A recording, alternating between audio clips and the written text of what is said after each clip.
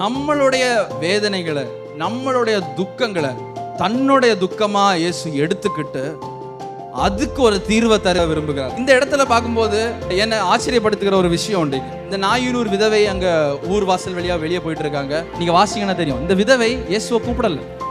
இயேசுவே எனக்கு ஒரு பிரச்சனை இருக்கு வாங்க அப்படின்னு சொல்லி இயேசுவை கூப்பிடல. ஆனாலும் இயேசு மனதுருகி அங்க போறாரு.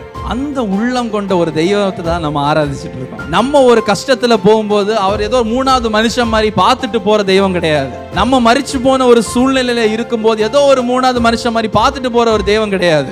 நம்ம எந்த ஒரு மரித்து போன நிலைமைகள்ல காணப்பட்டாலும் இயேசு நம்முடைய வேதனைகளை, நம்முடைய உள்ளான வேதனைகளை அறிகிற ஒரு ஆண்டவர். இன்றைக்கு யாராவது இந்த இடத்துல யோசிச்சுட்டு இருந்தீங்கன்னா, யாருக்குமே தெரியாது நான் கஷ்டப்படுறது, யாருக்கு அதை பற்றி அக்கறையும் கிடையாது.